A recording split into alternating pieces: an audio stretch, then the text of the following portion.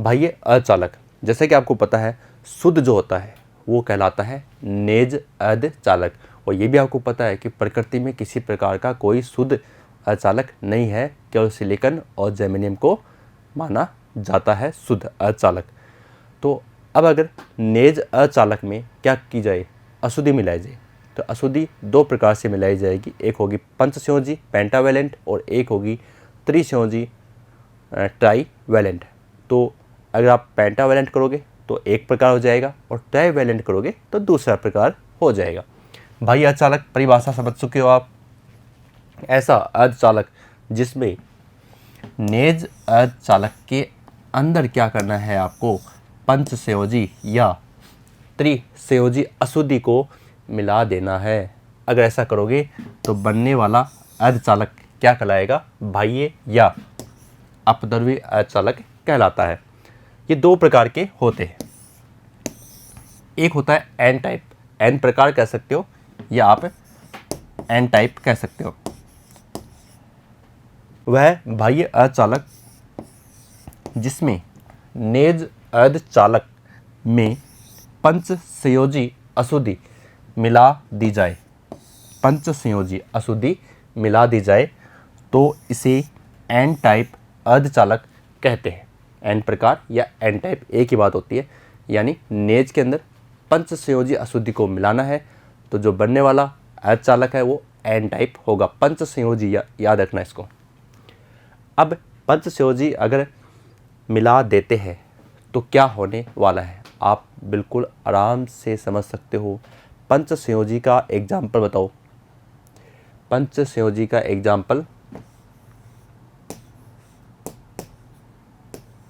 ले सकते हैं आप पी यानी फॉस्फोरस। तो हम जैसे ले लेते हैं पंचसंयोजी, हालांकि हमने यहाँ +5 लिखा है लेकिन हम यहाँ पर पी भी लिख सकते हैं। चलो लिख दिया। अब ये सारे +4 है ना, तो +4 वाले एग्जाम्पल बताओ। तो सीधी सी बात है, जिसका चैप्टर पढ़ रहे हैं सिलिकॉन और जर्मेनियम, तो आप कोई भी एक ले लीजिए। यहाँ पर जैसे यहाँ पर पी लिख दिया और यहाँ आपने लिख दिया जर्मेनियम, सबके अंदर। समझ गए। अब आपको जो भाषा लिखनी है उसको रट्टा मारने की आवश्यकता नहीं है। आप कहेंगे कि एन टाइप के अंदर हम काम में ले रहे हैं पंचसंयोजी अशुद्धि, और पंचसंयोजी जो अशुद्धि होती है, जैसे हमने फॉस्फोरस ले लिया यहाँ पर, तो पंचसंयोजी अशुद्धि का मतलब है कि उसकी संयोजकता कितनी होगी, +5 होगी। और किस में मिला रहे हैं, नेज अर्धचालक में, वो होते हैं सिलिकॉन या जर्मेनियम। जैसे हमने मान लिया जर्मेनियम, तो जर्मेनियम की संयोजकता कितनी है, +4 है। आपने जो उसमें मिला है वो कितना है, वो +5 है। तो इसका मतलब 4 5 के साथ क्या करेंगे, बॉन्ड बनाएंगे। तो बॉन्ड बनाएंगे तो 4 का तो 4 से बन जाएगा, बट 1 फ्री रह गया। इसका मतलब 1 इलेक्ट्रॉन रिमेनिंग है। और अब आप देखिए इसके अंदर, आप देखो यहाँ बॉन्ड बन रहा है, बॉन्ड बन गया, ये बॉन्ड बन गया, ये बॉन्ड बन गया, ये बॉन्ड यहाँ से बन गया। लेकिन ये देखिए 1 इलेक्ट्रॉन अधिक है, तो आप अलग से उसको दिखाएंगे और वो पंचसंयोजी होने के कारण 1 इलेक्ट्रॉन आपको आवश्यक रूप से देगा। समझ गए आप। अब ये तो 1 इलेक्ट्रॉन आपको मिलेगा आराम से, तो इसका मतलब ये हुआ कि पंचसंयोजी हमेशा क्या करती है, पंचसंयोजी अशुद्धि आपको 1 इलेक्ट्रॉन अवश्य देती है। इसीलिए इसे क्या कहते हैं, दाता, देने वाला, दाता अशुद्धि कहते हैं। तो कोई इसमें खास बात इतनी है नहीं, बहुत ही आसान है और परीक्षा में भी ये पूछ लेते हैं। तो हम बात करते हैं आगे। अब जो चीज़ें यहाँ लिख रहे हैं वो सब आपको आती हैं। कैसे, देखिए पंचसंयोजी अर्थात आवर्त सारणी का पंचम समूह, जो आपको अच्छे से याद है, जो भी डायलॉग आप बोलते हो, जैसे हम लोग बोलते हैं नकली, पास, असली, सबीर, बिना, और जो आपने अपने हिसाब से याद कर रखा है वो डायलॉग कर लेना होते हैं। और इनकी खास बात क्या है, पंचसंयोजी मतलब संयोजकता क्या होगी, 5 होगी। जर्मेनियम या सिलिकॉन ले लीजिए, कोई दिक्कत नहीं है, कि संयोजकता +4 होती है। यह पंचसंयोजी अशुद्धि जैसे फॉस्फोरस के 4 इलेक्ट्रॉन से क्या कर लेगा, बंध बना लेगा। 4 से बंध बन गया, हमारे पास तो 5 थे, इसका मतलब एक मुक्त इलेक्ट्रॉन क्या होता है, शेष रह जाता है। सामान्य कमरे की बात करें ताप कर, सामान्य कमरे के ताप पर क्या होता है, पंच संयोजी अशुद्धि का मुक्त इलेक्ट्रॉन क्या करता है, गति करता है, क्योंकि वो तो फ्री है, जिससे परिपथ में धारा का प्रवाह होता है। समझ गए। तो ये एन टाइप अर्धचालक हो गया। अब इससे कुछ जुड़ी बातें और है, वो पढ़ लेते हैं। पंच संयोजी अशुद्धि का प्रत्येक परमाणु एक इलेक्ट्रॉन का दान करता है, इसलिए इसे दाता अशुद्धि कहते हैं। यहाँ से प्रश्न बन जाएगा कि दाता अशुद्धि किसे कहते हैं, और उदाहरण दीजिए। उदाहरण पंचम समूह से कोई भी 2 नाम आप दे सकते हो, और ये इसकी परिभाषा होगी, क्योंकि ये एक इलेक्ट्रॉन का हमेशा दान करता है। दाता अशुद्धि का ऊर्जा स्तर हमेशा कहाँ होगा, चालन बैंड के ठीक नीचे होता है। क्यों, चालन बैंड से क्या होता है, करंट जनरेट होता है, और करंट के लिए हमेशा यहाँ इलेक्ट्रॉन तैयार पड़े, फालतू पड़े ले जाओ। तो इसका मतलब ये जस्ट चालन बैंड के नीचे ही रहते हैं, कि जैसे आया धारा का प्रवाह शुरू। बात कर लीजिए, ये रहा, और ये आपका चालन बैंड हो गया, जस्ट चालन बैंड के नीचे है।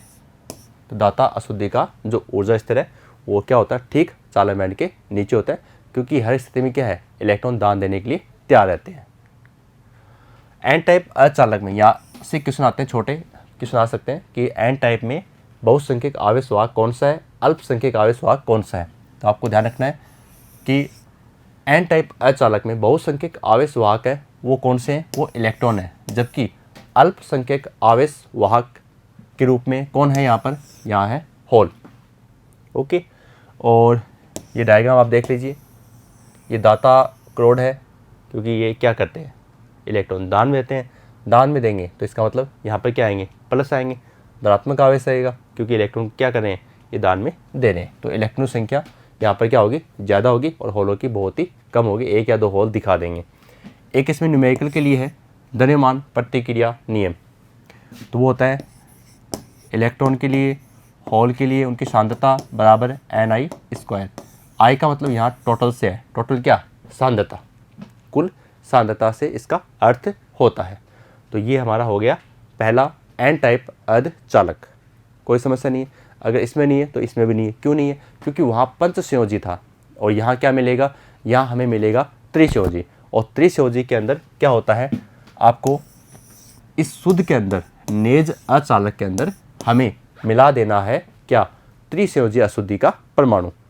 अब ये इसमें मिला देंगे तो बनने वाला जो अर्धचालक है कौन सा होगा, पी टाइप। अभी शुरू में बताया था आपको कि शुद्ध के अंदर या तो आप क्या मिलाएंगे, त्रिसंयोजी ट्राइवेलेंट, या आप मिलाएंगे पंचसंयोजी पेंटावेलेंट। तो पेंटावेलेंट तो हमने पढ़ लिया किसमें, एन टाइप में। वहाँ निकल के क्या आया कि इलेक्ट्रॉन ज़्यादा होते हैं, मेजॉरिटी के साथ इलेक्ट्रॉन बैठे रहते हैं, और माइनॉरिटी के साथ होल रहते हैं। अब इसका उल्टा यहाँ हो जाएगा, देखो। तो पी टाइप अर्धचालक में त्रिसंयोजी अशुद्धि जो आवर्त सारणी का तृतीय समूह है, बोरॉन की ले सकते हो, एल्यूमिनियम है, और ये होते हैं, इनको आप ले सकते हो। अब समझना क्या है वो देखिए। अब ये समझना है कि पहले देखो +4 तो फिक्स रहेंगे, वही सिलिकॉन या जर्मेनियम आप ले सकते हो, बस बीच वाला पार्ट है वो आप ध्यान रखेंगे, +3 लिखा हुआ है। कैसे, क्योंकि आप इस बार ट्राइवेलेंट ले रहे हो, त्रिसंयोजी अशुद्धि परमाणु, और त्रिसंयोजी अशुद्धि परमाणु की संयोजकता 3 ही होती है, तो 4 के साथ 3 बंध बनाएंगे। एक की कमी रह गई, हमारे पास तो 4 थे, एक की कमी रह गई, और वो इलेक्ट्रॉन की कमी रहेगी ना, तो जहाँ पर इलेक्ट्रॉन की कमी रहती है, अर्थात रिक्तता, स्पेस रहती है, उसे हम क्या कहते हैं, पिछले वीडियो में खूब पढ़ा था कि इलेक्ट्रॉन की कमी क्या बनाती है, होल बनाती है, एक स्पेस होता है, मूवमेंट करते रहते हैं। तो इसका मतलब यहाँ क्या बन जाएगा, होल बन जाएगा। तो जो सिस्टम वहाँ इलेक्ट्रॉन के लिए था वो यहाँ किसके लिए हो जाएगा, यहाँ होल के लिए हो जाएगा, और यहाँ बन गए होल। समझ गए आप। तो यहाँ पर आप होल दिखा देंगे, देखिए ये इसके साथ बॉन्ड है, ये इसके साथ बॉन्ड है, और ये इसके साथ बॉन्ड है, ये किसके साथ बॉन्ड है ये बताओ, नहीं है, कमी है, इसका मतलब यहाँ पे क्या बन गया, होल बन गया। और अब अगर आप एनर्जी देकर किसी जगह चेंज भी करोगे तो अगर ये यहाँ गया तो यहाँ होल बन जाएगा। तो इस प्रकार से होल गति करते हैं और परिपथ में धारा का प्रवाह होता है। खास बात क्या है, खास बात ये है कि यहाँ तो हरदम एक इलेक्ट्रॉन लेने के लिए तैयार रहता है, वहाँ देने के लिए तैयार था, यहाँ तो लेने के लिए तैयार है। यहाँ तो आप लेने के लिए तैयार, इसका मतलब ये क्या होगी, ग्राही अशुद्धि। इसको तो इलेक्ट्रॉन एनी टाइम चाहिए, ग्राही अशुद्धि कहलाएगा ये। चलो समझ गए, रट्टा मारने की आवश्यकता नहीं है, पढ़ लेते हैं क्या लिखा हुआ है।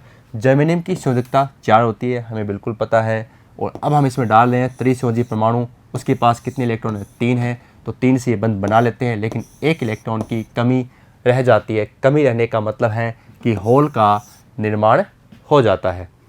जब इलेक्ट्रॉन को उसमें ऊर्जा दी जाती है तो इलेक्ट्रॉन क्या करता है? अपने पड़ोसी यानी उसकी जो स्पेस जो दिख रही है, होल जहाँ बना हुआ था, वहाँ चला जाता है।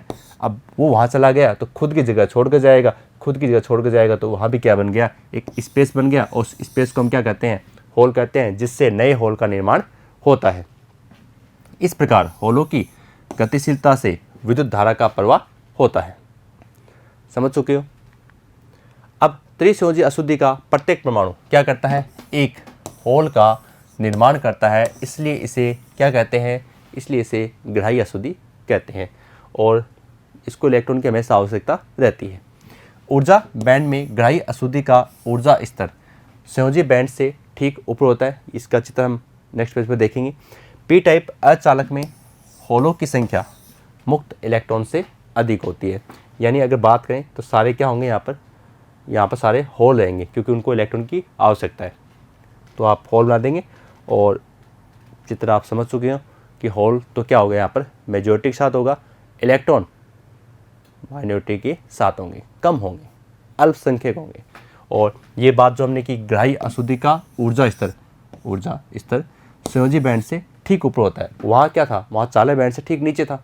लेकिन यहाँ तो आवश्यकता है। इसका मतलब ये नीचे बैठेंगे। ईवी क्या हो गया आपका?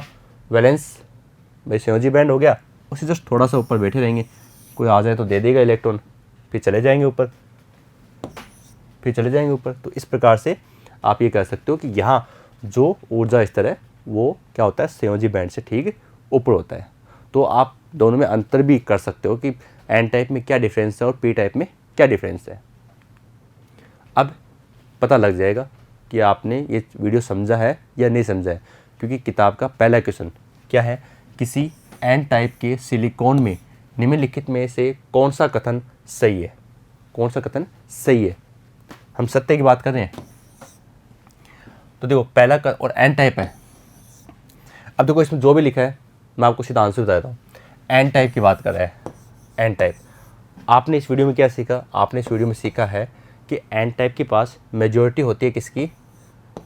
इलेक्ट्रॉन। मतलब इलेक्ट्रॉन क्या होते हैं? अधिक होते हैं, मैक्सिमम। ओके, तो मिनिमम क्या होंगे? मिनिमम हो जाएंगे होल। क्लियर? और आपने ये भी सीखा कि एन टाइप में क्या होती हैं? +5, मतलब पंचसंयोजी, पेंटावैलेंट। अब आप आंसर में आ जाओ। अब आंसर में देखिए आप, ये स्टेटमेंट कहाँ है? वही सही है।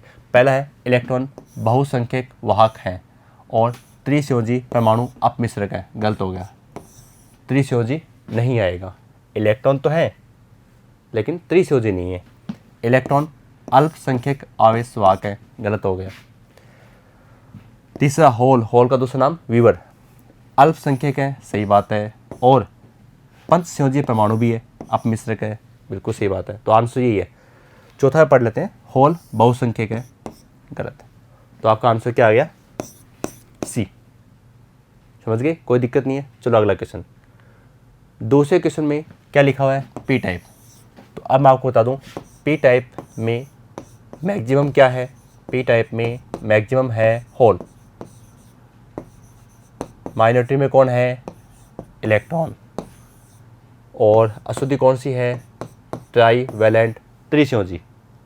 अब चेक करो, इलेक्ट्रॉन बहुसंख्यक वाहक है। गलत। इलेक्ट्रॉन अल्पसंख्यक वाहक है। सही है। और पंचसंयोजी है, ये गलत है। होल अल्पसंख्यक है। गलत बात। होल बहुसंख्यक है। सही है। और त्रिसंयोजी बिल्कुल सही है। परमाणु अपमिश्रक है। तो आंसर क्या हो गया? डी हो गया। तो पी टाइप के पास होल ज़्यादा होते हैं और त्रिसंयोजी अशुद्धि इसमें मिली होती है। समझ गए? तीसरा क्वेश्चन है, कार्बन है, सिलिकॉन और जर्मेनियम, प्रत्येक में 4 संयोजक इलेक्ट्रॉन है। इनकी विशेषता ऊर्जा बैंड अंतराल द्वारा पृथक्कृत संयोजकता और चालन बैंड द्वारा दी गई, जो क्रमशः delta Eg carbon, delta Eg silicon, delta Eg germanium के बराबर है। निम्नलिखित में से कौन सा प्रकथन सत्य है? तो देखो अब इसमें क्या करेंगे, कार्बन के लिए होती है 6 EV, 6 EV, सिलिकॉन 1.1 EV और जेमेनियम के लिए होती है 0.72 EV। कार्बन के लिए कई बुक्स में 7 EV भी लिखा हुआ है, लेकिन फिर भी क्या है, ज़्यादा ही है, इन दोनों से तो ज़्यादा ही है। तो हमारा क्वेश्चन देखिए, अब आप क्वेश्चन ये है कि इसमें कौन सा स्टेटमेंट सही है। तो हमें ये तो पता लग गया है कि सबसे ज़्यादा किसकी है, क्या वर्जित ऊर्जा अंतराल, वो है कार्बन की। तो कार्बन ग्रेटर देन सिलिकॉन 1.1 और ग्रेटर देन जर्मेनियम। अब चेक कर लो तीसरा point, carbon greater than silicon greater than germanium. समझ गए? चलो आगे बढ़ते हैं।